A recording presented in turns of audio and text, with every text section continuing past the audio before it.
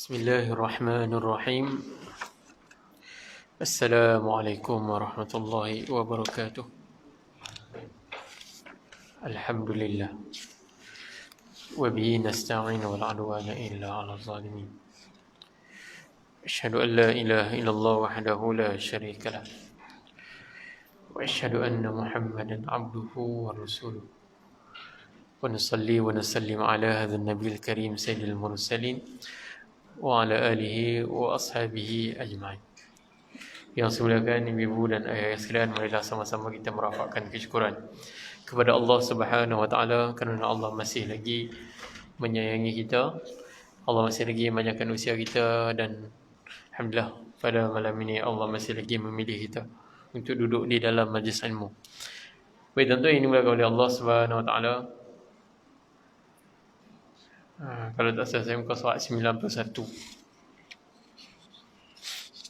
Ibnu Battal rahimahullah ta'ala berkata, nasihat adalah fardu. Baik, tuan-tuan yang dimulakan oleh Allah Subhanahu wa ta'ala. Jadi Ibnu Battal rahimahullah ta'ala berkata bahawa nasihat adalah fardu dan dikurniakan ganjaran bagi sesiapa yang melaksanakannya.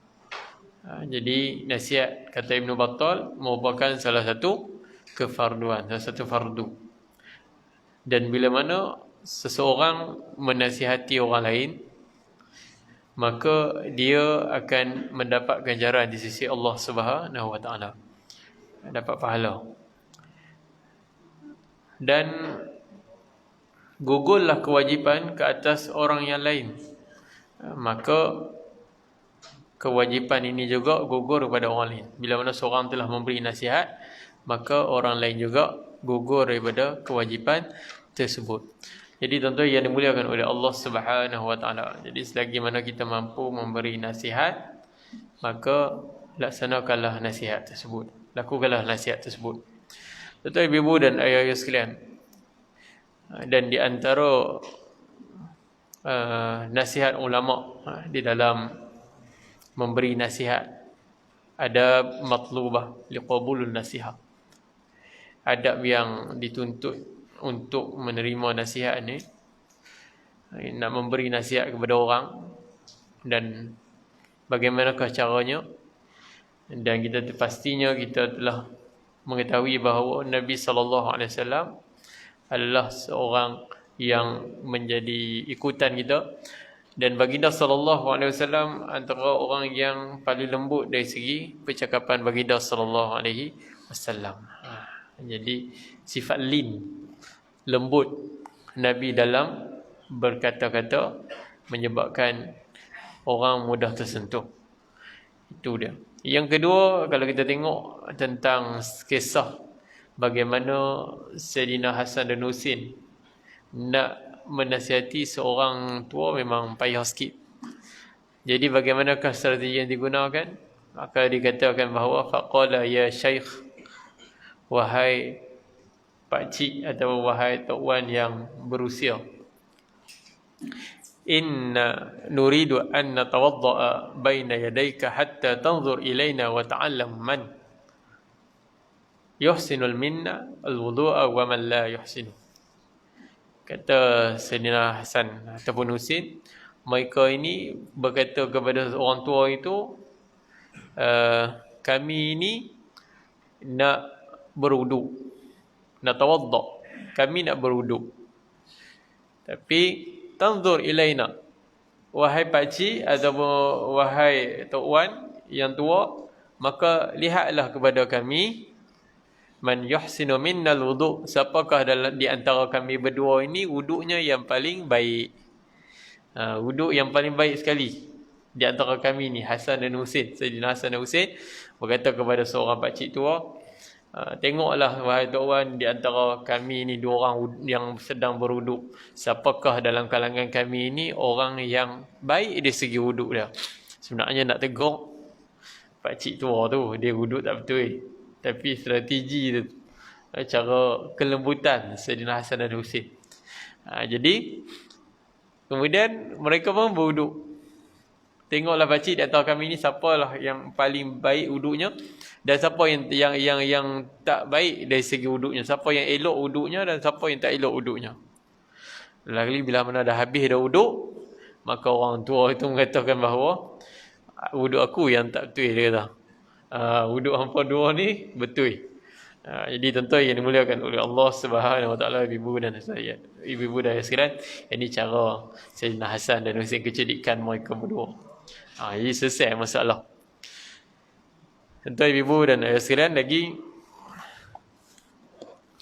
dan nasihat ini dikatakan juga bila mana seseorang penjual ni dia tipu dari segi jual beli. Jadi kita tahu bahawa dia menegur ni menipu. Jadi kita kena bagi tahu kat dia. Nasihat dia dengan cara yang elok. Tak elok ni timbang, tipu, barang tak kualiti, barang expired pun berjual juga. Tengok-tengok balik-balik rumah. Tapi kalau pipi, kalau boleh tukar tak apa. Kalau pipi siap kena marah lagi kot dah. Ini tuan-tuan yang dimulakan oleh Allah SWT, ibu dan sekalian. Jadi kita kena tegur di manakah seseorang itu melakukan kesilapannya, mudah-mudahan dia dapat memperbaiki kesilapan dia. Tuan-tuan ibu dan sekalian, jadi Ibnu Battal berkata lagi, nasihat ialah perkara yang mesti dilakukan berdasarkan kemampuan. Di nasihat ini dia melihat kepada kemampuan. Ketika mana seseorang penasihat itu mengetahui bahawa nasihatnya akan diterima.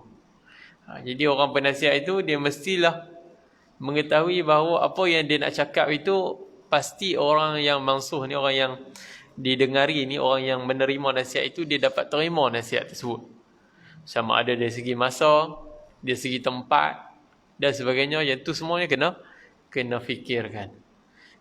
Sebab itulah tuan-tuan yang dimulakan oleh Allah SWT, ibu dan saya rasa saya pernah kongsikan pada bulan yang lalu, bila mana kita nak menasihati orang, kita kena menggunakan kecerdikan kita ataupun kepandaian kita, kebijaksanaan kita, waktu mana yang sesuai untuk menegur. Adakah time yang sesuai untuk menegur, ataupun hold syak dulu, tunggu sagi lapang-lapang baru nasihat, ataupun tengok tempat. Bagaimanakah tempat tersebut? Kalau dalam pasaraya orang duk hingat-hingat bomoh nak nasihat, habislah. Pakai tak dengar. Nasihat kita tu seorang duk bercerita, seorang kita tak boleh dengar. Muzik terlampau kuat dan sebagainya. Mungkin tempatnya kurang sesuai. Dan mungkin cara, kalau macam tu kena ubah cara pula. Bagaimanakah cara? Sampai kita tengok pada hari ini medium nasihat dah bertukar kepada media. Orang buat iklan, orang buat macam kerajaan sendiri nak suruh orang jaga SOP dan juga sebagainya. Para rakyat menjaga SOP, maka keluarlah iklan kerap mencuci tangan apa semua tu. Dan maka rakyat pun dia ambil nasihat tersebut. Ini tuan-tuan yang dimulakan oleh Allah Subhanahu Wa Taala, ibu dan ayah sekalian. Jadi medium sekarang, medium dah telah berubah. Namun begitu tanggungjawab kita tidak selesai lagi. Walaupun kita boleh menggunakan cara media sebagai cara nasihat, namun tanggungjawab kita masih lagi ada dengan menggunakan lisan. Man ra'a minkum munkaran falyughayyirhu bi yadihi. Siapa yang melihat kemungkaran, maka tukarlah, ubahlah dia dengan tangannya. Fa illam yastati' fa bi lisanihi. Kalau dia tak mampu mengubah dengan tangannya, kuasanya dan sebagainya itu, maka ubahlah dengan lisannya, dengan lidahnya. Fa illam yastati' fa biqalbihi. Kalau tak mampu dengan hati, wa dzalika adhaful iman. Itu adalah selemah-lemah iman. Jadi tuan-tuan yang dimulakan oleh Allah SWT, ibu dan jadi dalam nak mengubah seseorang ni, makin kita berani menasihati, maka mudah-mudahan bertambah iman kita. Tapi kalau tak berani nak memberi nasihat, barangkali hanya boleh hati saja hanya membenci. Itu adalah lemah iman. Jadi tuan-tuan yang dimulakan oleh Allah Subhanahu Wa Taala, ibu dan ayah sekalian. Jadi pengajaran daripada hadis yang pertama. Tak habis lagi. Maafkan saya, ingat aku habis dah. Baik. Ketika penasihat itu mengetahui bahawa nasihatnya akan terima dan perintahnya akan dituruti serta dirinya selamat di perkara yang tidak diingini, sekiranya dibimbangi akan menimpa keburukan ke atas dirinya, maka dia diberi pilihan kelonggaran untuk melaksanakan nasihat tersebut. Jadi diberi kelonggaran untuk kita tengoklah manakah sesuainya masa untuk memberi nasihat. Wallahu a'lam. Baik, pengajaran daripada hadis yang pertama. Seseorang Muslim mesti bersifat benar dan jujur dalam pergaulan. Jadi setiap Muslim mesti ada sifat benar dan juga jujur dalam pergaulan. Interaksi antara manusia dengan Tuhannya dan interaksi sesama manusia. Jadi ini mendidik kita tentang keikhlasan. Ikhlas kita dalam melaksanakan ibadah, tuntutan daripada Allah SWT dan juga Nabi SAW, dan juga ikhlas kita dalam bergaul sesama manusia.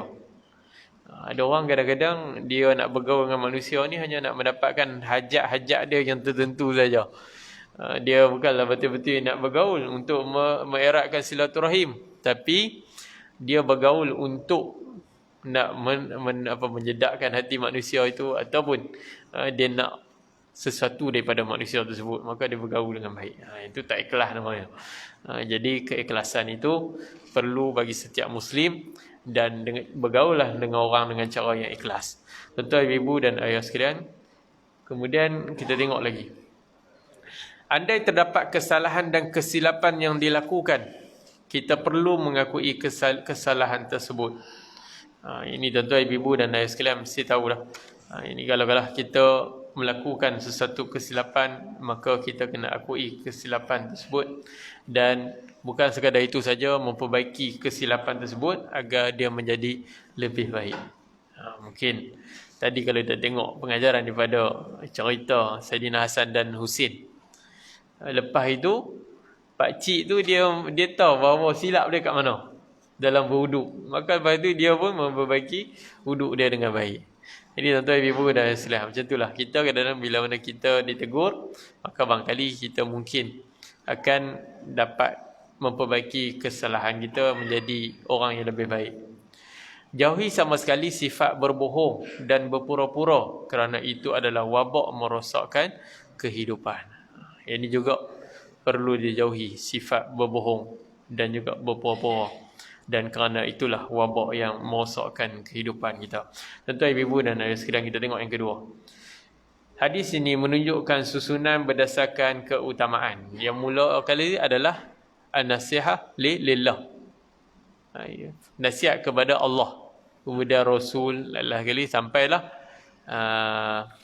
last kali adalah tentang wali a'immatil muslimin wa ammatihim. Sampai tu. Lillahi wali kitabihi wali rasulihi wali a'immatil muslimin ammatihim. Diikut turutan dia. Jadi hadis ini menunjukkan tentang berdasarnya keutamaan. Ia dimulakan dengan yang paling penting. Paling penting adalah nasihat bagi Allah ataupun untuk Allah. Bagaimana kita buat nak memenuhi nasihat bagi Allah itu, iaitulah dengan melaksanakan perintah Allah dan menjauhi segala larangannya dan sebagainya itu. Tentu yang dimulakan oleh Allah Subhanahu Wa Taala, ibu dan saudara. Yang ini kita dah bincang dah sebelum ini. Kemudian yang penting adalah seterusnya, dan begitulah seterusnya. Kemudian Nabi sallallahu alaihi wasallam, bagaimana kita nak nasihat, memenuhi nasihat Nabi SAW itu adalah dengan cara mengikuti Nabi SAW dan juga sebagainya. Jadi ikut step by step. Dan kemudian seterusnya, oleh itu ketaatan kepada Allah dan juga Rasulullah SAW adalah secara mutlak sebaiknya ketaatan kepada sesama manusia berada di bawah naungan perintah Allah SWT dan juga Rasulnya. Jadi ketaatan kepada Nabi dan juga ketaatan kepada Allah dan juga kepada Nabi SAW atau kepada Rasul adalah ketaatan yang mutlak. Yang tu yang perlu diutamakan terlebih dahulu. Nak taat siapa yang lebih dahulu? Taat Allah dan juga taat Rasulullah SAW. Itu yang lebih utama. Semayang dan juga kalaulah di antara kadang-kadang ada satu isu yang kadang-kadang kita kena di antara dua pilihan. Kita nak mengutamakan Allah ataupun nak mengutamakan manusia. Ada salah satu keadaan, contoh dia kita nak semayang ni, nak pergi semayang. Kemudian isteri suruh buat sekian. Contoh. Ataupun suami suruh buat sekian. Tambah dah semayang hujung waktu sebab mungkin barangkali suami ataupun isteri tu duduk layan drama ke, cerita pukul 7 tu sampai pukul 8. Lepas tu baru nak angkat takbir. Tolong pergi ni Zat, ni nak bayang. Mana perlu diutamakan? Sepatutnya perlu diutamakan Allah Subhanahu Wa Taala. Dan bila mana masa waktu, tinggal cerita, terus pergi semayang. Itu adalah lebih baik. Tapi dalam kehidupan ni, ibu dan asiran, kadang-kadang kita ini terjerat dengan syaitan. Jerat-jerat yang dipasang oleh syaitan. Tengah-tengah nak pergi semayang tu lah, kadang gangguan, dia main macam-macam. Gangguan bukan makhluk halus, gangguan-gangguan, godaan-godaan yang menyebabkan kita meninggalkan kewajipan dan perintah Allah Subhanahu taala dan juga perintah baginda sallallahu alaihi wasallam, dan mengutamakan benda lain melebihi di antara perintah Allah dan juga perintah Nabi sallallahu alaihi wasallam. Sepatutnya tak boleh macam tu. Sepatutnya kena utamakan Allah dan juga Rasul terlebih dahulu. Dan nak mentaati manusia pun kena tengok, mestilah di bawah naungan perintah Allah dan juga perintah Rasulullah sallallahu alaihi wasallam. Jadi tuan-tuan yang dimuliakan oleh Allah Subhanahu taala, tu yang duk masuk isu semayang jarak-jarak dan sebagainya. Jadi tuan-tuan, ibu dan saudara sekalian, jadi isu heboh juga. Jadi kita nak ikut apa? Kita kena ikut golongan yang berautoriti, iaitulah mufti. Mereka ada golongan yang berautoriti. Dalil ni banyak berkaitan tentang sembahyang soft yang dekat dan sebagainya. Dalil memang banyak. Tapi cara macam mana nak memahami dalil itu, maka kena menyerahkan kepada autoritinya adalah pada mufti. Jadi ikut mufti je lah. Kalau mufti kata kena sembahyang berjarak 1 meter, maka kita buatlah sembahyang berjarak 1 meter. Kalau kita lawan, maka takut dia jadi wakil. Kita tak faham situasi yang sebenar. Benda inilah yang terjadi di Syria pada satu ketika dahulu. Wallahu a'lam bissawab. Ketika mana dululah waktu kami dalam satu talaki dengan Syekh tu, adalah waktu tu Syekh menceritakan berkaitan tentang Syekh Mahmud, Dr. Mahmud. Dia menceritakan, saya dah cerita dah, tentang orang panggil ijtihad Syekh Ramadan Al-Buti, Dr. Ramadan Al-Buti mengatakan jangan ada peperangan pada ketika itu, jangan timbulkan orang panggil demonstrasi dan juga sebagainya. Tapi lelah kali tercetus juga demonstrasi. Lelah kali tengok Syria sampai lah ni macam tak boleh bangun langsung. Betul juga, barangkali betul ijtihad yang dia keluarkan pada ketika itu. Jadi tuan-tuan ibu dan sekarang nak tengok pemerintah zalim di Syria tu, memang kita nampak lah. Tapi yang mana yang lebih utama? Yang ni kita tak pandai. Yang pandai benda-benda yang manakah di antara benda yang lebih utama dengan yang utama adalah mufti. Adalah pemerintah. Jadi mufti dia ada kajian dia, dan dia mungkin dia merujuk kepada perubatan dan juga sebagainya. Jadi bila mufti kata macam tu, sembahyang kena jarak dulu, maka jaraklah. Tapi kalau kita ambil tanggungjawab mufti, jadi kucak-kacil lah keadaan itu. Wallahu a'lam bissawab. Jadi ibu dan sekalian, jadi kita ikut pihak berkuasa lah, senang, selesai masalah. Baik. Dan sebab benda ni pun jadi juga dekat taman siapa ada juga yang seorang hamba Allah tu, dia macam tu. Kalau tengok satu WhatsApp dia tu, kira kontroversi tu. Kira kontroversi lalu. Habis mau dia petikai. Macam-macam lah dia cerita.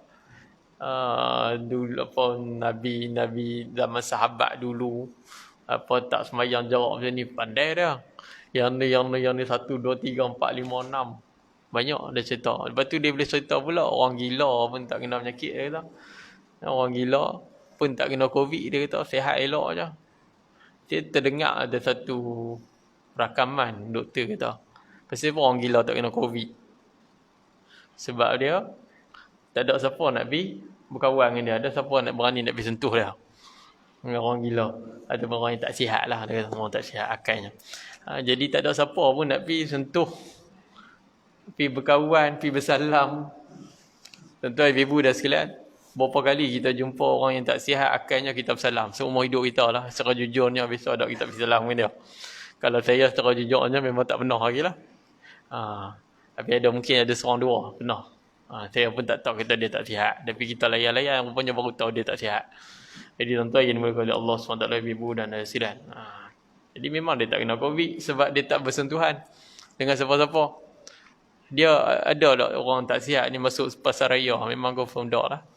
Dan macam-macam lagi tempat-tempat orang ramai dia tak pergi. Dia seorang-seorang dia je. Duduk atas jalan dan sebagainya. Memanglah tak kena COVID. Jadi tuan-tuan, ibu dan ayah sekalian, macam-macam orang bertikai. Tapi sesungguhnya nasihat-nasihat daripada mufti itu elok ditaati, sebab mereka adalah golongan yang berautoriti. Wallahu a'lam bissawab. InsyaAllah nanti dah selesai COVID ni bolehlah sembahyang 4-4. Takut tak mai pula kot. Tengah-tengah duk komen-komen banyak pun tak nampak. Tambah pula lah bila dah sembahyang dekat-dekat. Takut tak pi pula. Tuan-tuan yang dimulakan oleh Allah Subhanahu Wa Taala, ibu dan ayah sekalian. Jadi ketaatan kepada manusia juga kena melihat yang lebih utama adalah Allah dan juga Rasulnya. Tuan-tuan, ibu dan ayah sekalian, jadi kita tengok yang ketiga. Masyarakat Islam ialah masyarakat yang saling menasihati. Jadi Islam ni satu masyarakat yang mementingkan nasihat. Al-amru bil ma'ruf wan nahyu anil munkar. Menyuruh apa yang disuruh dan melarang apa yang mungkar. Mencegah segala kemungkaran. Tuan-tuan, ibu dan ayah sekalian, ini itulah masyarakat Islam. Khairu ummatin ukhrijat linnas ta'muruna bil ma'ruf wa tanhauna 'anil munkar wa tu'minuna billah. Itulah sebaik-baik umat. Kamu adalah sebaik-baik umat. Yang bagaimana syarat nak jadi sebaik-baik umat? Ta'muruna bil ma'ruf. Kena suruh melakukan kebaikan. Nak jadi sebaik-baik umat, memang di dalam Al-Quran Allah sebut khairu ummatin ukhrijat linnas. Kamu adalah sebaik-baik umat. Macam mana nak jadi sebaik-baik umat? Ta'muruna bil ma'ruf. Kamu kenalah menyuruh kepada kebaikan. Ta'muruna bil ma'ruf wa tanhauna 'anil munkar, dan mencegah segala kemungkaran. Wa tu'minuna billah, dan beriman kepada Allah Subhanahu Wa Taala. Jadilah kita sebaik-baik umat. Sebaik-baik umat tiga perkara yang disebut itu. Mungkin ada lebih lagi sebaik-baik umat yang syarat-syarat menjadi sebaik-baik umat. Ada banyak dengan hadis-hadis Nabi SAW, dan di antaranya iaitulah yang paling ringkas yang kita boleh ceritakan pada malam ni, iaitulah saling menasihati di antara satu sama lain. Nak jadi sebaik-baik umat. Dan bukan masyarakat yang tidak menghiraukan keadaan sekeliling. Masyarakat Islam ni masyarakat yang penting mementingkan saling nasihat menasihati, dan bukan masyarakat yang tidak menghiraukan keadaan sekeliling. Dia tak hirau pun kemungkaran yang ada di sekeliling dia. Ini salah. Dan mereka cakna terhadap setiap perubahan yang berlaku, dan mereka bertindak untuk memastikan keharmonian dan kesejahteraan hidup seluruh manusia. Dicakna terhadap persekitaran, apa yang berlaku dan juga sebagainya. Tengok orang sebelah makan ke tak makan, tengah-tengah COVID dan sebagainya ini. Adakah pendapatan dia terjejas, mungkin dibuang kerja dan sebagainya. Jadi syakna di antara satu sama lain. Dan nasihat, walaupun kalau tak boleh nak menghulurkan duit kepada dia, mungkin boleh menghulurkan nasihat kepada dia. Contoh, dia kata pakcik ataupun makcik saya tak tahu nak berniaga apa, dia kata. Dia kata macam tu. Contoh, mungkin tuan-tuan ibu dah sekarang ada skill cara nak buat donat. Contoh, saya mereka ya malam ni. Jadi cara nak buat donat, ajak dia cara buat donat. Dia kawan pun buat donat, jadi lepas tu berniaga. Mungkin boleh survive hidup dia. Itu dapat pahala besar tu. Jadi tuan-tuan yang dimulakan oleh Allah SWT, sebab kita telah mengeluarkan dia daripada keperluan hajat dia untuk meneruskan kehidupan. Dia pun tak menjadi golongan yang meminta-minta. maka dia boleh berusaha dengan sebab ilmu yang kita ajar. Kadang-kadang ibu-ibu dah sekalian, kadang-kadang orang jadi takut nak kongsi ilmu. Sebab apa? Sebab takut orang ambil ciplak dia punya resepi. Yang ni pun problem juga. Ada satu dua benda, rupanya cara buat donat tu buat betul dah. Tapi ada satu dua tiga benda step yang mungkin barangkali seseorang hamba Allah tu dia tak cerita pergi habis. Kawan ni buat donat tak jadi. Nak buat donat jadi cokria contohlah. Jadi kot lain pula. Jadi tak jadi. Tuan-tuan ibu dah ya sekalian. Jadi ilmu yang manfaat ini akan memberi kebaikan kita di hari akhirat. Jadi tuan-tuan ibu dan ayah sekalian. Tapi sampai jadilah ni kadang-kadang skill ni orang jadi tak mau kongsi, wallahu a'lam bissawab. Jadi ibu dan ayah sekalian, jadi selagi kita boleh hidup ni, maka kita kongsilah segala ilmu keduniaan dan juga akhirat. Ada ilmu dunia, kongsikan dengan orang. Ada ilmu akhirat, maka kongsikan dengan orang. Kalau kita nanti kalau kita meninggal nanti, ilmu tu sekali dengan kita masuk dalam kubur. Jadi tak boleh sampai kepada orang lain. Rugi sangat-sangat. Jadi tuan-tuan yang dimuliakan oleh Allah SWT, ibu dan ayah sekalian, ilmu yang bermanfaat ini akan memberi saham kepada kita di hari akhirat. Wallahu a'lam. Dan nasihat yang paling besar bagi umat Islam adalah tadi dah disebut amru bil ma'ruf, amar ma'ruf dan nahi munkar. Itulah yang paling besar sekali nasihat bagi umat Islam, iaitu menyuruh melakukan kebaikan dan mencegah daripada melakukan kejahatan. Dan pengabaian terhadap perkara ini mengundang kemurkaan dan laknat daripada Allah Subhanahu Wa Taala. Kalau diabaikan amal ma'ruf nahi munkar, maka akan mengundang kemurkaan Allah Subhanahu Wa Taala. Tak boleh saja amar ma'ruf saja, suruh orang buat baik, tapi nahi anil munkar tak ada, ataupun nahi munkar tak ada. Dia kena dua. Al-amru bil ma'ruf wan nahyu 'anil munkar. Suruh orang melakukan kebaikan dan cegah daripada melakukan keburukan ataupun kejahatan, kemungkaran. Cegah orang melakukan kemungkaran.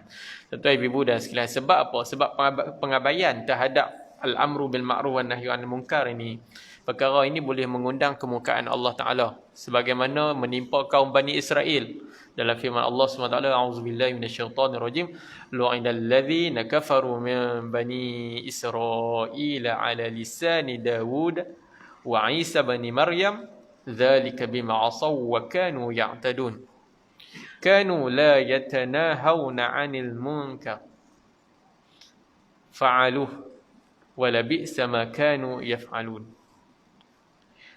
Orang-orang kafir Yahudi daripada Bani Israel telah dilaknat dalam kitab Zabur dan juga Injil.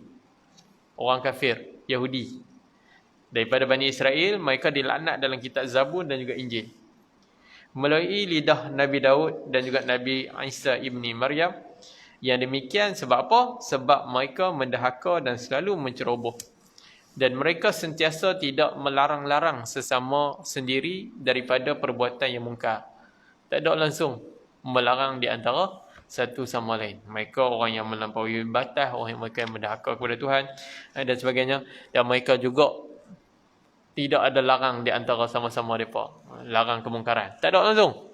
Menyebabkan daripada perbuatan mungkar dan derhaka, iaitu ceroboh mereka itu yang mereka lakukan, demi sesungguhnya amat buruklah apa yang telah mereka lakukan. Surah Al-Ma'idah ayat 78 sampai 79.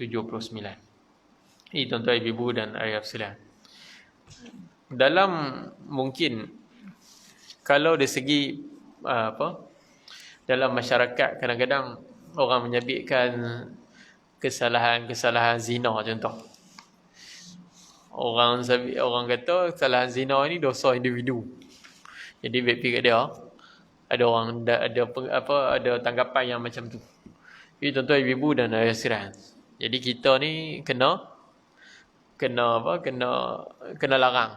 Kalaulah perzinaan itu berlaku di hadapan mata kita, terutama sekali depan rumah kita, tak tahulah lelaki-lelaki perempuan duduk buat apa dalam rumah tu, wallahu a'lam, yang tak kahwin contoh. Jadi depan rumah, betul-betul depan rumah contoh. Tapi nak pergi tajasus nanti jadi cerita lain. Tapi Nak nasihat tu mungkin boleh. Ataupun dan sebagainya. Mungkin waktu itu boleh nasihat dan sebagainya. Ataupun buat benda-benda yang report ke pejabat agama ke dan sebagainya. Jangan biar. Kalau biar, benda ini akan mengundang masalah. Sebab tu lah tuan-tuan yang dimulakan oleh Allah SWT, ibu dan saudara sekalian. Dan kalau kita tengok, bila orang sampai satu tahap, dia tak berat langsung lah pasal zina. Dan juga pasal riba. Maksudnya benda ni dia anggap sebagai, benda biasa tu, benda biasa. Zaman dulu tuan-tuan, ibu dan sekalian, zaman dulu macam mana? Zaman law ni nampak macam kuih longgar. Mungkin zaman dulu ibu dan sekalian ni kalau buat benda-benda tak elok ni, saya ingat boleh perang orang kali. Boleh, orang panggil dia bertegas. Zaman law ni jadi macam tak berapa nak ni lah baik-baik kat dia contoh. Contoh ibu dan ayah sekalian, ada yang orang jenis yang macam tu. Dia rasa macam seolah ni biasa, benda biasa. Perkara perzinaan ni biasa. Contoh ibu dan ayah sekalian. Cuma ada satu hadis Nabi SAW. Nabi mengatakan bahawa idza dhahara az-zina war riba fi qaumin faqad ahallu bi anfusihim azab Allah. Kata Nabi SAW, jika muncul zina dan juga riba pada sesuatu kaum, sesungguhnya mereka telah menghalalkan ke atas diri mereka azab daripada Allah Subhanahu wa taala. Itu jelas. Jadi sampailah satu kaum itu, satu masyarakat yang seolah-olah macam menghalalkan zina, menghalalkan riba. Bila mana seolah-olah rasa benda ni biasa, baik-baik kat mereka dan sebagainya, menyebabkan seolah benda itu menjadi halal. Maksudnya tidak ada tanggungjawab dan sebagainya. Maka sampailah satu tahap nanti, Allah Subhanahu Wa Taala akan halalkan juga. Halalkan apa? Halalkan azab. Halalkan azab. Jadi tuan-tuan ibu dan ayah sekalian, mungkin tuan-tuan ibu dan ayah sekalian bisa dengar cerita Pompei, kota yang di Itali. Cerita ni tahun 79 Masihi. Pompei, satu kota yang lenyap disebabkan kerana letusan gunung berapi. Kita boleh search dalam internet. Apa cerita Pompei ni? Pompei, Pompei. Baik, Pompei ni satu kota yang telah lenyap. Dan mereka ini tuan-tuan ibu dan sekalian 1500 tahun baru dapat tahu rupanya di Itali tu ada satu kota namanya Pompei. 1500 tahun lenyap. Itu pun disebabkan kerana usaha gali nak cari punca ayak di dalam tanah. Kemudian mailah pekerja-pekerja pada tahun satu berapa lupa lah saya. Ada pada tahun 1599. 1599. Melaka tumbang pun 1599. Maka satu pekerja diarahkan untuk menggali supaya nak mencari puncak ayak di situ dan boleh dialirkan kepada penduduk-penduduk tempatan. Mereka punya gali, lalas kali mereka menemui satu kota. Kota Pompei itulah yang terbenam duduk dalam tanah. Dia disebabkan kerana mereka terbenam tu sebabkan belum tu ada letusan gunung berapi yang menyebabkan kota itu tenggelam tu. Jadi debu duduk bawah tanah. Tuan yang dimulakan oleh Allah SWT, ibu dan sekalian. Apa yang ada di kota Pompei ni? Kota Pompei antara kota yang sampai hari ini pekaji barat pun pening nak cerita. Apakah yang mereka ni begitu pelik panggil mereka. Dan apa yang ditemui pada orang-orang di kota Pompei tu, mereka melakukan aktiviti seksual sama-sama, ada yang sama-sama jenis, ada lelaki-lelaki perempuan dan sebagainya. Bila bala ni turun kita, umat Islam, kita yakin bahawa ini adalah daripada Allah Subhanahu Wa Taala. Jadi bila mana bala ni turun ataupun gunung berapi itu meletus, maka hancurkan mereka. Bila mereka temui adalah mayat-mayat yang seolah-olah beku dan duduk dalam keadaan posisi seksual mereka. Tengah buat benda yang tak elok, tengah buat maksiat. Banyak mayat yang dia jumpa, semua macam tu. Semua kedudukan yang macam tu. Jadi tuan-tuan yang dimulakan oleh Allah SWT, ibu dan sekalian. Patutlah mereka ni dikenakan azab oleh Allah Subhanahu Wa Taala. Lepas tu ahli sejarah kaji lagi. Dekat dinding-dinding ni mural semuanya mural lucah belaka. Dekat dinding-dinding kotak tersebut. Dan menunjukkan bahawa mereka ni seolah-olah menghalalkan benda yang dilarang maksiat ni. Sampaikan dikatakan lagi bahawa di kota Pompei itu 35 rumah pelacuran. Banyak. Tapi apa jadi akibat mereka? Akibatnya semua habis kena azab. Ada yang mereka temui satu keluarga tengah makan, seolah-olah tengah menjamu makanan juadah. Dan banyak mayat yang mereka temui adalah ketika mana melakukan hubungan laki-laki perempuan ataupun hubungan sama-sama jenis. Sampaikan mereka temui yang paling pelik sekali, budak-budak pun buat perangai tu juga. Buat kelakuan tak senonoh tu juga. Budak-budak pun jadi. Jadi tuan-tuan, ibu dan ayah sekalian, adalah kali lenyapnya kota Pompei itu, dan akhir sekali hari ini menjadi pengajaran kepada semua. Tapi orang putih ni dia jenuh kaji lah sebab dia nak ikut teori dia. Kalau ikut teori Quran susah masalah. Allah dah jelas dia semua ni. Zaharul fasad. Di dalam Al-Quran Allah menyebut, a'udzubillahi minasyaitonirrajim, zaharul fasad fil barri wal bahr bima kasabat aydin nasi liyudhiqahum ba'dalladhi amilu la'allahum yarji'un. Surahul Azim. Zaharul fasad fil barri wal bahr, telah timbulnya pelbagai kerosakan dan juga bala bencana, sama ada di darat dan juga di lautan, dengan disebabkan apa yang telah dilakukan oleh tangan manusia itu sendiri. Manusia yang cari pasal. Tuan-tuan, ibu dan ayah sekalian, bila perkataan zaharul barri wal bahr, perkataan daratan dan lautan ini, maksud dia apakah yang dimaksudkan tentang daratan dan apa yang dimaksudkan tentang lautan? Maka ulama memberikan tafsiran mereka maksud kerosakan ataupun kerosakan dan bala bencana di darat dan di laut. Di darat itu ditujukan kepada penduduk mana? Di darat itu ditujukan kepada penduduk kota dan juga bandar. Kita boleh tengok dalam tafsir yang ni yang dikatakan oleh Imam Qatadah di dalam mentafsirkan ayat ini. Jadi darat itu maksudnya penduduk kota dan juga penduduk bandar. Itu darat. Kerosakan yang berlaku di bandar ataupun di kota adalah berpunca daripada manusia itu sendiri. Manakala lautan, bala bencana di lautan ini, maka ulama mentafsirkan bahawa lautan itu adalah yang berdekatan dengan air. Contoh dari pendalaman dan juga kampung-kampung. Jadi berlakunya bencana di darat dan juga di laut. Darat itu di kota dan juga di bandar. Di laut itu adalah, dalam ulama tafsir menjelaskan bahawa di mana puncak air itu mudah didapati. Contohnya di sungai atau di pendalaman ataupun di kampung. Di kampung pun ada bala bencana ataupun kerosakan dan sebagainya, semuanya berpunca daripada tangan manusia itu sendiri. Secara logiknya, tuan-tuan, ibu dan ayah sekalian, Tuhan tidak merosakkan sesuatu yang Tuhan ciptakan. Secara logiknya begitu. Contoh dia, kita buat rumah. Kita buat rumah cantik. Kemudian kita rosakkan rumah tersebut.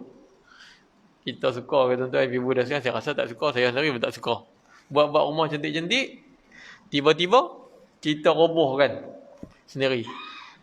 Allah SWT buat manusia itu cantik, alam ini cantik dan sebagainya. Kenapa Allah nak bagi bala bencana? Sebaiknya kenapa Tuhan tak jaga saja supaya benda itu tak jadi bala bencana? Kalau tak jadi bala bencana, maka alam ini terpelihara dengan baiknya. Jadi kenapakah benda itu terjadi? Kerananya Allah SWT nak memberikan pengajaran kepada manusia. Secara logiknya, Allah tidak merosakkan sesuatu benda yang Allah ciptakan. Allah tak gemar nak merosakkan sesuatu benda yang Allah ciptakan.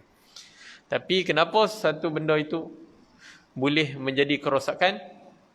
Kerana Allah nak beri pengajaran supaya manusia itu boleh kembali kepada Allah, seperti mana di dalam ayat ini, dan Allah kerana Allah merasakan mereka sebahagian daripada balasan perbuatan buruk mereka itu telah lakukan supaya mereka insaf dan bertaubat menuju jalan yang benar, supaya segala bala bencana yang ditimpa ke atas umat manusia itu ada sebahagian daripada kalangan mereka ini insaf dan bertaubat kepada Allah Subhanahu Wa Taala. Allah tidak menghancurkan dunia ini dengan COVID, melainkan hanya untuk memberi pengejaran kepada manusia. Kita tengok semuanya hidup aman damai, semuanya hidup elok, harmoni. Tiba-tiba mai satu virus yang menyebabkan jadi dunia jadi kucing kecil. Dia tak jadi norma yang selalu tu. Dia jadi norma baru. Jadi kita jadi pelik. Kena bayar pelik-pelik bayar apa jadi ni apa enggan-enggan dan sebagainya. Kita tak pernah jadi macam tu, tapi inilah yang bila mana jadinya satu perkara ini menyebabkan kita kembali kepada Allah Subhanahu Wa Taala. Jadi norma baru terus. US yang dulunya duk rasa kagum, manakah mereka pada hari ini mereka pun tungging juga kena dengan COVID. Dan negara-negara Arab yang hebat, UAE dan sebagainya, mana apakah jadi pada mereka? Mereka pun teruk juga di sektor pelancongan. Semuanya baru tu. Dengan satu virus yang Allah Subhanahu Wa Taala hantar. Jadi tuan-tuan ibu dan ayah sekalian, pada hari ini benda ini menjadi pengajaran kepada kita dan juga seluruh manusia supaya kembali kepada Allah Subhanahu Wa Taala. Tuan ibu dan ayah sekalian, jadi kesimpulan pada malam ini, nasihat itu adalah penting, terutama pada diri kita sendiri dan juga kepada orang lain. Dan nasihat itu sama ada dunia ataupun akhirat. Kita boleh memberi nasihat pada keduniaan, bantu orang dan sebagainya, dan juga begitu juga akhirat. Dan nasihat itu adalah penting sebagai seorang umat Islam yang menjadikan sebaik-baik manusia. Dan sebaik-baik umat, maka kita perlu kepada nasihat ta'muruna bil ma'ruf wa tanhau 'anil munkar wa tu'minuna billah. Kamu menyuruh ke arah kebaikan dan mencegah kepada kemungkaran dan beriman kepada Allah Subhanahu Wa Taala. Jangan jadi macam mana Bani Israel yang mereka ini meninggalkan nasihat. Jadi Bani Israel ini mereka meninggalkan nasihat, dan segala bala bencana yang Allah SWT berikan kepada kita ini mudah-mudahan menjadi pengajaran kepada diri kita dan seterusnya pada umat manusia agar kembali kepada Allah Subhanahu Wa Taala. Wallahu a'lam bissawab. Aku li hadza wa astaghfirullahalaikum. Semua maaf pada ibu dan ayah sekalian kalau terasa hati dan sebagainya. Mudah-mudahan pertemuan kita pada malam ini diberkati oleh Allah Subhanahu Wa Taala.